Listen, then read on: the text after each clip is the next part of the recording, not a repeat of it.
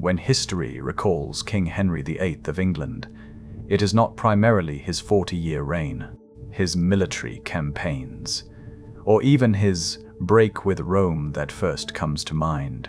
Instead, it is the dramatic and often tragic fates of his 6 wives that have captured the imagination of generations. The Tudor dynasty, established by Henry's father Henry VII after the Wars of the Roses, brought relative stability to England, but Henry VIII's obsession with securing a male heir would plunge the nation into unprecedented religious and political upheaval. Henry's desperate quest for a legitimate son drove him to marry 6 times, each union reflecting different aspects of his complex personality, his political ambitions, his romantic passions, his growing paranoia, and ultimately his descent into tyranny. Each wife's story illuminates not only the personal cost of being married to one of history's most mercurial monarchs, but also the broader transformation of England from a Catholic kingdom to a Protestant nation. Through marriages that ended in divorce, execution, death, and survival, these 6 women became unwitting architects of English history. Let's step into the lives and deaths of the 6 queens who shaped England's destiny. Catherine of Aragon entered the English royal story as the embodiment of European diplomatic ambition. Born in 1485 to the powerful Catholic monarchs, Ferdinand of Aragon and Isabella of Castile, the same rulers who sponsored Christopher Columbus. Catherine represented the pinnacle of Spanish royal breeding and religious devotion. Her marriage to Arthur, Prince of Wales, in 1501 was designed to cement the Anglo-Spanish alliance against their mutual enemy, France. When Arthur died suddenly in 1502, leaving the marriage unconsummated according to Catherine, political necessity demanded that she remain in England.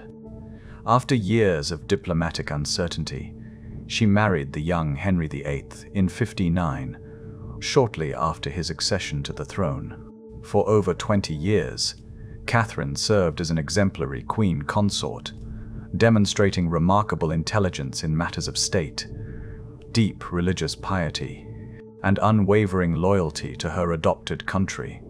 She even served as regent during Henry's absence in France, successfully managing the Scottish threat at the Battle of Flodden in 1513. However, Catherine's greatest source of joy became her most profound sorrow. Despite multiple pregnancies, only one child survived, Princess Mary, born in 1516. The repeated miscarriages and infant deaths tormented both Catherine and Henry, but while Catherine found solace in her faith, Henry began to interpret their childlessness as divine punishment. By the 1520s, Henry had convinced himself that his marriage to his brother's widow was cursed by God, despite the papal dispensation that had originally legitimized their union. The Great Matter, as Henry's divorce proceedings became known, consumed English politics for 6 years. Catherine's steadfast refusal to accept the annulment of her marriage, insisting until her death that she was Henry's only true wife, ultimately forced Henry to break with Rome entirely. Her dignity in the face of exile to Kimbleton Castle, where she died in 1536, demonstrated the same strength that had made her beloved by the English people. Catherine's resistance inadvertently triggered the English Reformation, forever changing the religious landscape of England and establishing the precedent for royal supremacy over the Church of England. Anne Boleyn emerged from the sophisticated courts of Europe as perhaps the most consequential of Henry's wives, though her reign lasted merely 3 years. Born around 1501 to Thomas Boleyn, an ambitious courtier, Anne received an exceptional education that included several years at the French court, where she absorbed the refined culture, fashion, and political intrigue that would later captivate Henry VIII. Unlike many noble daughters of her era, Anne was intellectually formidable, speaking fluent French, possessing a sharp wit, and demonstrating an early interest in religious reform. When Anne returned to the English court around 1522, she initially attracted little attention from the king, who was then pursuing her sister Mary as his mistress. However, by 5226, Henry had become utterly infatuated with Anne's dark-eyed beauty, sophisticated charm, and Crucially, her refusal to become his mistress without marriage. For 6 tumultuous years, Anne wielded unprecedented influence over the king, refusing his advances while encouraging his break from Rome. Her strategy was audacious. She would accept nothing less than queenship, even if it meant defying the Pope, the Holy Roman Emperor, and centuries of English religious tradition.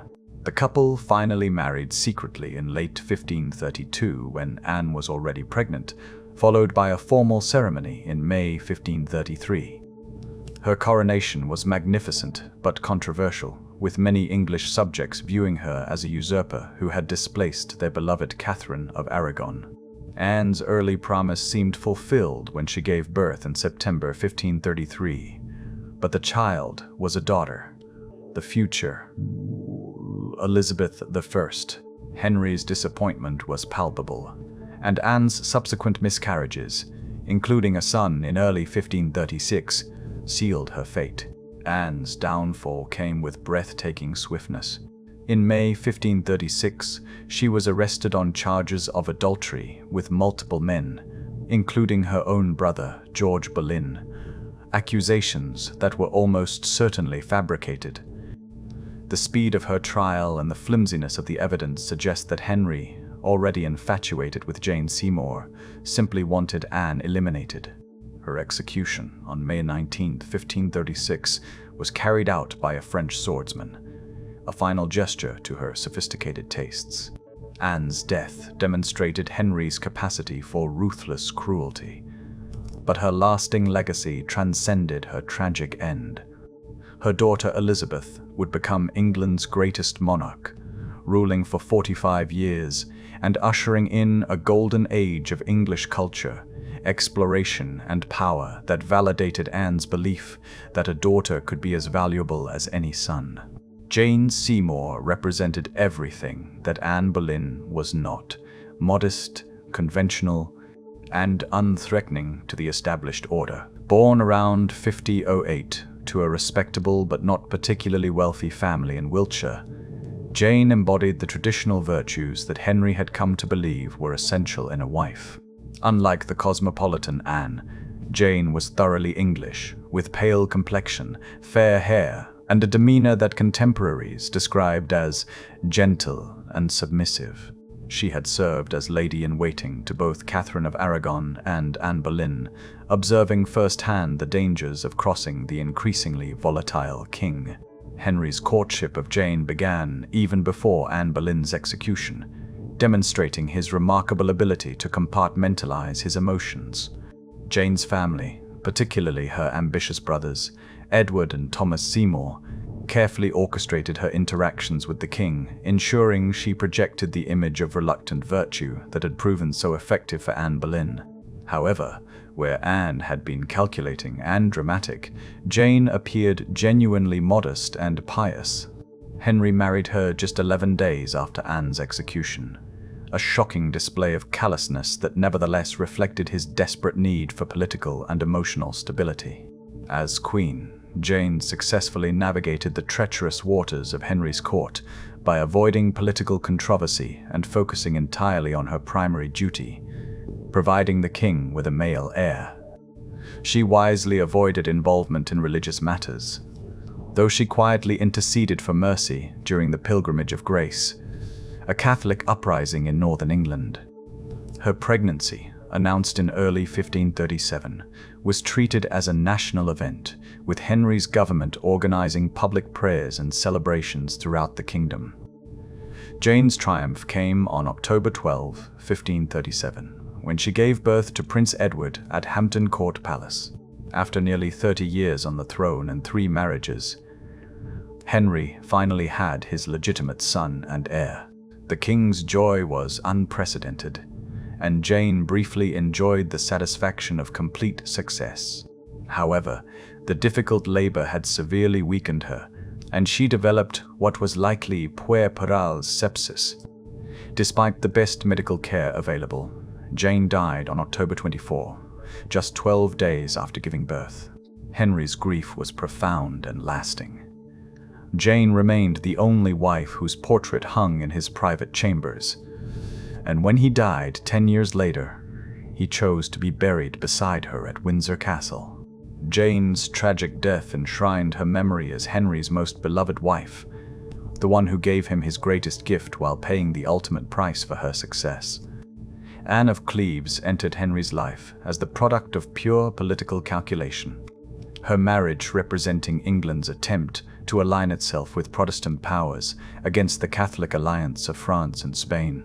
Born in 1550 to John III, Duke of Cleves, Anne came from a strategically important German duchy that controlled key territories along the Rhine.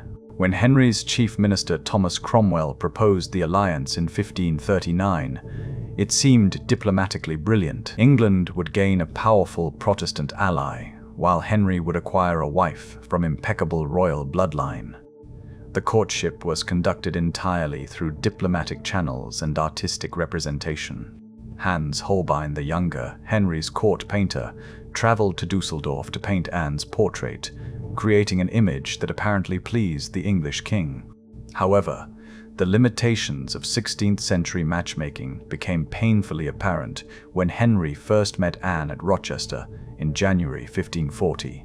Expecting to find the beautiful woman depicted in Holbein's carefully composed portrait, Henry instead encountered someone whose appearance and manner disappointed him entirely. His cruel nickname for her, the Flanders Mare. Despite his private dismay, political necessity forced Henry to proceed with the marriage ceremony on January 6, 1540. However, the king's reluctance was immediately apparent to court observers, and he privately confided his inability to consummate the marriage to his physicians and advisors. Anne's unfamiliarity with English customs, her limited command of the language, and her different standards of dress and behavior made her an increasingly isolated figure at court. Within months, Henry was desperately seeking grounds for annulment, while Thomas Cromwell, the architect of the marriage, found his position fatally compromised. Anne's salvation came through her remarkable pragmatism and political intelligence. When Henry approached her about annulling their marriage in July 1540, she immediately agreed.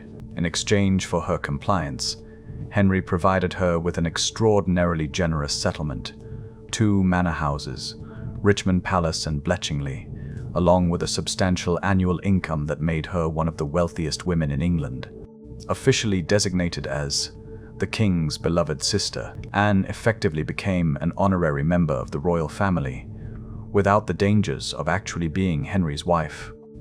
Her peaceful acceptance of the situation allowed her to outlive not only Henry himself, but all of his other wives, dying peacefully in 1557 during the reign of Mary I.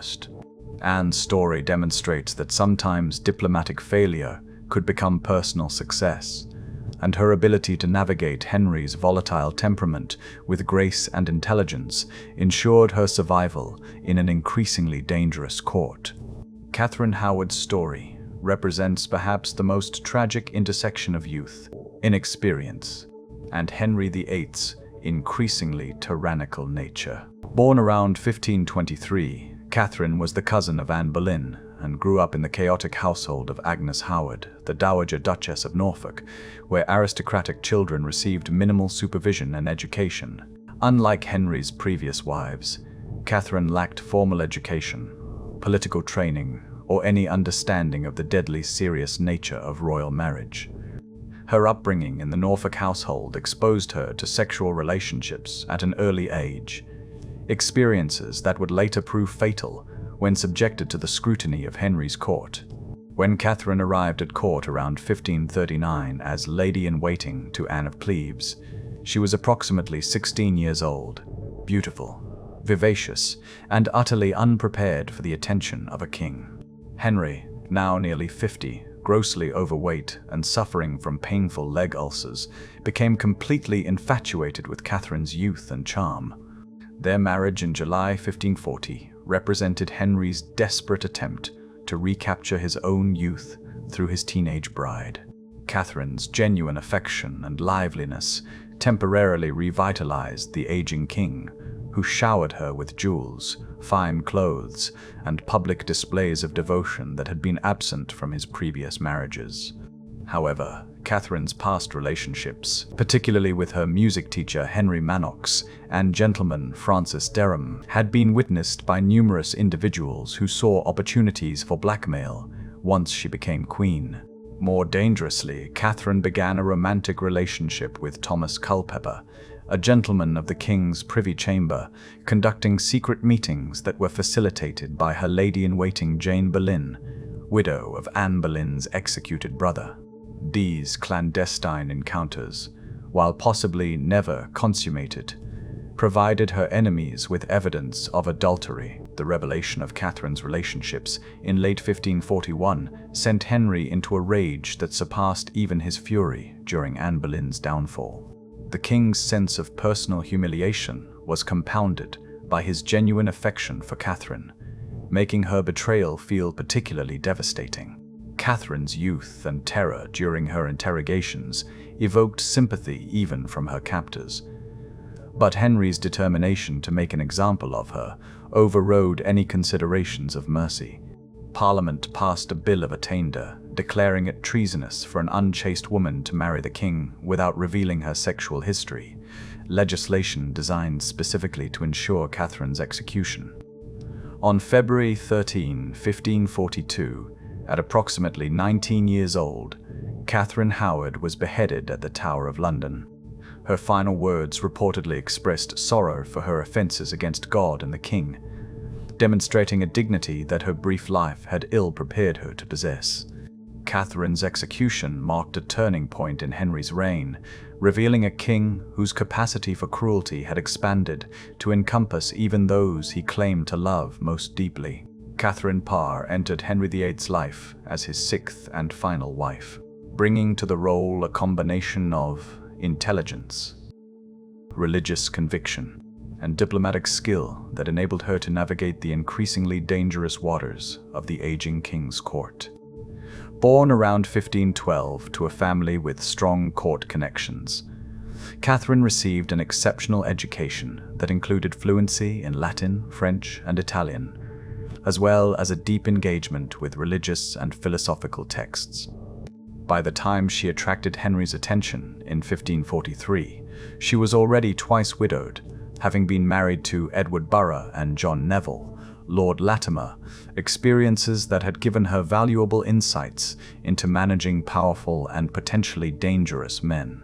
Catherine's reluctance to marry Henry was well-founded and deeply personal. She had fallen in love with Thomas Seymour, brother of the late Jane Seymour, and had hoped to marry him when the king's attention turned toward her. However, refusing a royal proposal was not an option, and Catherine accepted her fate with characteristic pragmatism and religious resignation. Her marriage to Henry on July 12, 1543, represented her recognition that personal desires must be subordinated to royal duty, a lesson she had learned through her previous marriages and her observation of the fates of Henry's earlier wives. As queen, Catherine demonstrated remarkable skill in managing Henry's deteriorating health and volatile temperament. She served essentially as his nurse during his final years, tending to his painful leg wounds and providing the intellectual companionship he craved. More importantly, Catherine succeeded in reconciling Henry with his daughters Mary and Elizabeth, both of whom had been declared illegitimate by their father's previous marital machinations. Her influence helped restore both princesses to the line of succession, a decision that would prove crucial for England's future. Catherine also took a keen interest in the education of Prince Edward, encouraging the humanist learning that would shape his brief reign. Catherine's greatest test came in 1546, when her Protestant religious views and her discussions of theology with the king nearly led to her arrest for heresy. Conservative court factions, led by Bishop Stephen Gardiner, convinced Henry that his wife was challenging royal supremacy through her religious arguments. Only Catherine's quick thinking and humble submission saved her life. She convinced Henry that she had engaged in theological discussions only to distract him from his physical pain and to learn from his superior wisdom. This crisis demonstrated both Catherine's intelligence and the continued danger of being married to Henry VIII, even in his final years. When Henry died on January 28, 1547, Catherine finally achieved her freedom, quickly marrying Thomas Seymour and briefly enjoying the happiness that had been denied her for 4 years. However, her story ended tragically when she died in childbirth in 1548.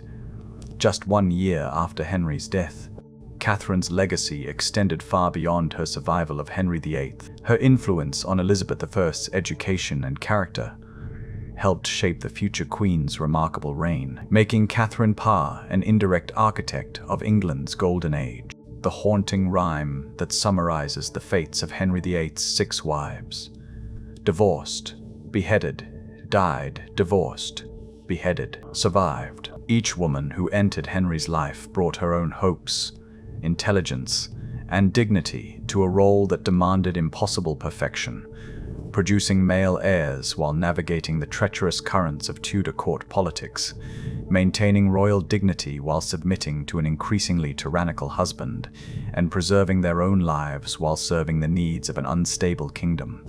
Henry's obsession with securing male succession transformed England in ways that extended far beyond his personal marriages.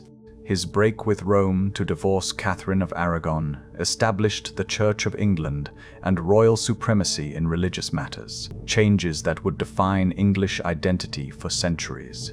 His execution of Anne Boleyn demonstrated that even queens were subject to his absolute authority, while his treatment of Catherine Howard revealed the depths of his paranoia and cruelty. The religious upheaval, dynastic uncertainty, and political instability generated by Henry's marital adventures created lasting wounds in English society, contributing to the religious conflicts that would plague the nation for generations. Perhaps the greatest irony of Henry VIII's story lies in its ultimate resolution. Despite his desperate pursuit of male heirs, his son Edward VI ruled for only 6 years before dying childless at 15. Instead, it was Elizabeth I's daughter of the executed Anne Boleyn, who fulfilled Henry's dreams of a glorious Tudor legacy. Elizabeth's 45-year reign brought England unprecedented prosperity, cultural achievement, and international power, proving that the daughter Henry had dismissed as illegitimate was worth more than all the sons he had desperately sought. The story of Henry VIII's 6 wives is not just one of love and loss. It is the story of England itself, reshaped forever by the desires of one king whose personal obsessions became national destiny.